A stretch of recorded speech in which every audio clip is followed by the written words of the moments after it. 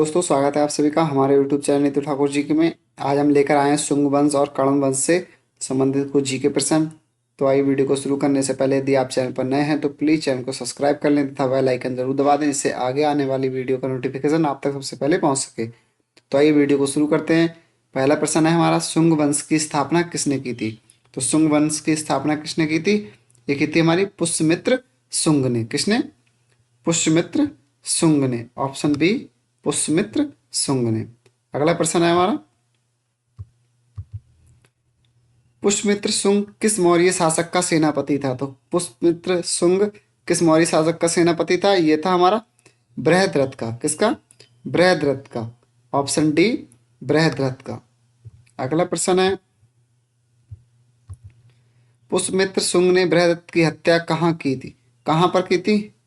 ये की थी सेना निरीक्षण के समय। किसके? सेना निरीक्षण के समय। ऑप्शन सी, सेना निरीक्षण के समय। अगला प्रश्न है हमारा, शुंग वंश की राजधानी क्या थी? तो शुंग वंश की राजधानी क्या थी? ये थी पाटलिपुत्र। क्या थी? पाटलिपुत्र थी। ऑप्शन सी, पाटलिपुत्र थी। अगला प्रश्न है हमारा, शुंग वंश का शासनकाल लगभग कितने वर्ष रहा? तो शुंग वंश का शासनकाल कितने वर्ष रहा था? ये रहा था 112 वर्ष। कितने वर्ष? 112 वर्ष। ऑप्शन सी, 112 वर्ष।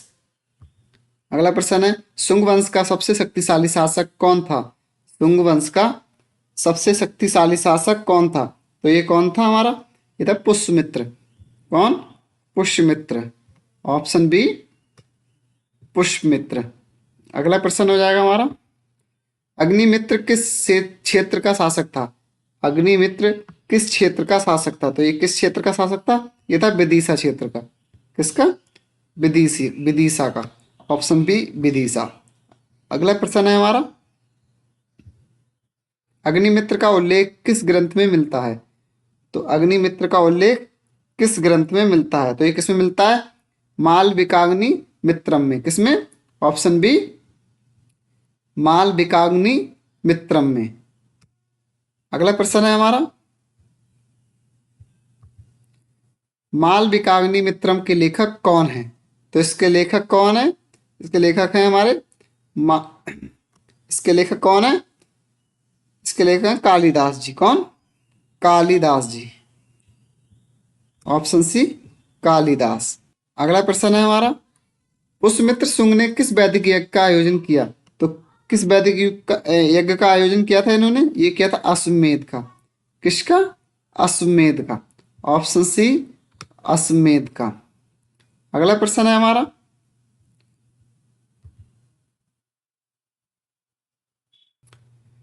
पुष्यमित्र शुंग किस धर्म का अनुयायी था? तो किस धर्म का अनुयायी था ये था ब्राह्मण धर्म का। किसका?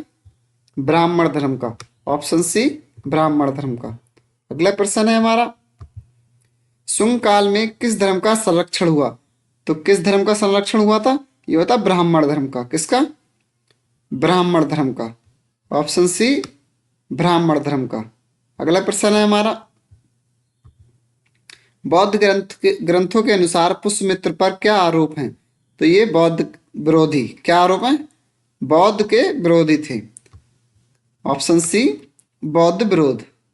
अगला प्रश्न है हमारा, शुंग काल में भारत पर किसने आक्रमण किया? तो शुंग काल में भारत पर किसने आक्रमण किया था? तो किसने किया था? यूनानी ने। यूनानियों ने। किसने? यूनानी, इंड्रो ग्रीक ने। ऑप्शन सी, यूनानी। अगला प्रश्न है हमारा, यूनानी आक्रमणकारी कौन था? यूनानी आक्रमणकारी कौन था? तो ये कौन था?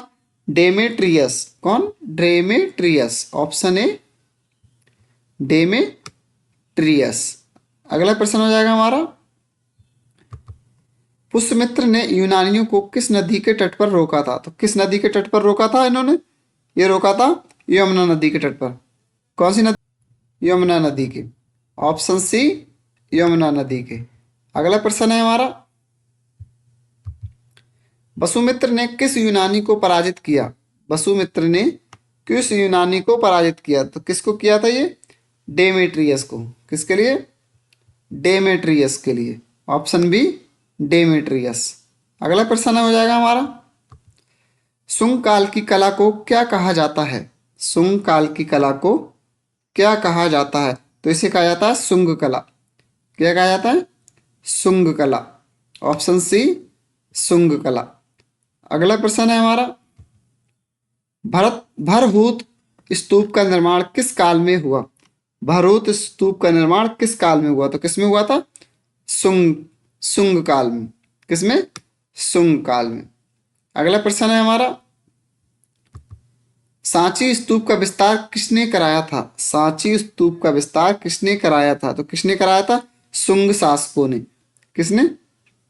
शुंग शासकों ने। ऑप्शन डी, शुंग शासकों ने। अगला प्रश्न है हमारा, शुंग काल की भाषा क्या थी? शुंग काल की भाषा क्या थी? तो शुंग काल की भाषा थी संस्कृत। क्या थी? संस्कृत भाषा थी। Option A, Sanskrit. अगला प्रश्न है, शुंग काल में किस लिपि का प्रयोग हुआ? तो शुंग काल में किस लिपि का प्रयोग हुआ था? तो किसका हुआ था? ये ब्राह्मी लिपि का। किसका? ब्राह्मी लिपि का प्रयोग हुआ था। ऑप्शन बी, ब्राह्मी लिपि का प्रयोग हुआ था। अगला प्रश्न, शुंग शासन व्यवस्था कैसी थी? शुंग शासन व्यवस्था कैसी थी? तो कैसी थी ये? राजतंत्रीय। कैसी थी? राजतंत्रीय। ऑप्शन सी, राजतंत्रीय। अगला प्रश्न है हमारा, शुंग काल में प्रमुख अधिकारी क्या कहलाते थे? तो शुंग काल में प्रमुख अधिकारी क्या कहलाते थे? तो ये कहलाते थे अमात्य। क्या? अमात्य। ऑप्शन ए, अमात्य। अगला प्रश्न है हमारा, कण्व वंश की स्थापना किसने की? कण्व वंश की स्थापना किसने की थी? तो किसने की थी? ये की थी वासुदेव ने। किसने? वासुदेव ने। ऑप्शन सी, वासुदेव ने। अगला प्रश्न है हमारा, वासुदेव ने किस शासक को हटाकर कण्व वंश की स्थापित किया? तो किसको हटाया था उन्होंने? उन्होंने हटाया देवभूति के लिए। किसके लिए? देवभूति के लिए। Option B, Devabhuti. अगला प्रश्न है हमारा, कण्व वंश किसकी राजधानी क्या थी? कण्व वंश की राजधानी क्या थी? तो इनकी राजधानी क्या थी? इनकी भी राजधानी क्या थी? पाटलिपुत्र थी। शुंग वंश की भी और कण्व वंश की। Option C, Pataliputra. अगला प्रश्न है हमारा, कण्व वंश में कुल कितने शासक हुए? तो कुल कितने शासक हुए थे कण्व वंश में? ये होते 4 शासक। कितने? 4 शासक हुए थे। ऑप्शन सी, 4 शासक हुए थे। अगला प्रश्न है हमारा, कण्व वंश का अंतिम शासक कौन था? तो अंतिम शासक कौन था? सुशर्मा। कितना? क्या था? सुशर्मा। Option D, Susharma. अगला प्रश्न है हमारा, कण्व शासकों का शासन क्षेत्र क्या था? तो इनका शासन क्षेत्र क्या था? इनका शासन क्षेत्र था केवल मगध। क्या था? केवल मगध। ऑप्शन बी, केवल मगध। अगला प्रश्न है हमारा, कण्व काल में कौन सा नया धर्म उभरा? तो ये कौन सा नया धर्म उभरा था? भागवत यानी वैष्णव धर्म। ऑप्शन सी, भागवत यानी वैष्णव धर्म। अगला प्रश्न है हमारा, हेलियोडोरस स्तंभ किस काल से संबंधित है? हेलियोडोरस स्तंभ किस काल से संबंधित है? तो किससे संबंधित है ये? शुंग काल से संबंधित है। कौन से काल से? शुंग काल से। ऑप्शन बी, शुंग काल से संबंधित है। अगला प्रश्न है हमारा, हेलियोडोरस किसका राजदूत था? हेलियोडोरस किसका राजदूत था? तो किसका था ये? एंटियोकस का। किसका? एंटियोकस का राजदूत था। ऑप्शन बी, एंटियोकस का राजदूत था। अगला प्रश्न है हमारा, कण्व वंश का अंत किसने किया? तो कण्व वंश का अंत किसने किया था? ये किया था सातवाहन वंश ने। किसने? सातवाहन वंश ने। ऑप्शन सी, सातवाहन वंश ने। अगला प्रश्न हो जाएगा हमारा, कण्व वंश का अंत कब हुआ? कण्व वंश का अंत कब हुआ? तो कब हुआ था ये? ये होता था 28 ईसा पूर्व। कब? 28 ईसा पूर्व। ऑप्शन सी, 28 ईसा पूर्व। अगला प्रश्न है हमारा, मौर्य प्रशासन से शुंग प्रशासन में प्रमुख परिवर्तन क्या था? तो क्या परिवर्तन था? ये था विकेंद्रीकरण। क्या? विकेंद्रीकरण। ऑप्शन बी, विकेंद्रीकरण। ऑप्शन बी, विकेंद्रीकरण। अगला प्रश्न है हमारा, पुष्यमित्र सुंग का उल्लेख किस ग्रंथ में नहीं है? तो पुष्यमित्र सुंग का उल्लेख किस ग्रंथ में नहीं है? तो किस में नहीं है? इंडिका में नहीं है। किसमें? इंडिका में नहीं है। ऑप्शन डी, इंडिका में नहीं है। अगला प्रश्न है हमारा, सुंग काल में कौन सा स्तूप निर्मित नहीं हुआ? तो कौन सा स्तूप निर्मित नहीं हुआ? ये कौन सा था? अमरावती स्तूप। कौन सा? अमरावती। Option C, Amaravati. अगला प्रश्न है हमारा, सुंग काल का सबसे बड़ा योगदान क्या माना जाता है? तो क्या माना जाता है? ब्राह्मण धर्म पुनरुत्थान। क्या? ब्राह्मण धर्म पुनरुत्थान माना जाता है। ऑप्शन सी, ब्राह्मण धर्म पुनरुत्थान। अगला प्रश्न है हमारा, कण वंश का समकालीन दक्षिणी वंश कौन सा था? तो कौन सा था? ये था हमारा सातवाहन वंश। कौन सा? सातवाहन वंश। ऑप्शन बी, सातवाहन वंश। अगला प्रश्न है हमारा, सुंग कण्व काल की प्रमुख कला शैली क्या थी? तो प्रमुख कला शैली क्या थी? सुंग थी। क्या थी? सुंग थी। ऑप्शन सी, सुंग थी। ऑप्शन सी, सुंग थी। अगला प्रश्न है हमारा, सुंग काल में प्रयुक्त सिक्के कैसे थे? तो कैसे थे? पंच चिन्हित थे। कैसे थे? पंच चिन्हित थे। ऑप्शन बी, पंच चिन्हित थे। कैसे थे? पंच चिन्हित थे। अगला प्रश्न, कण्व काल में शासन की वास्तविक शक्ति किसके पास थी? तो वास्तविक शक्ति किसके पास थी?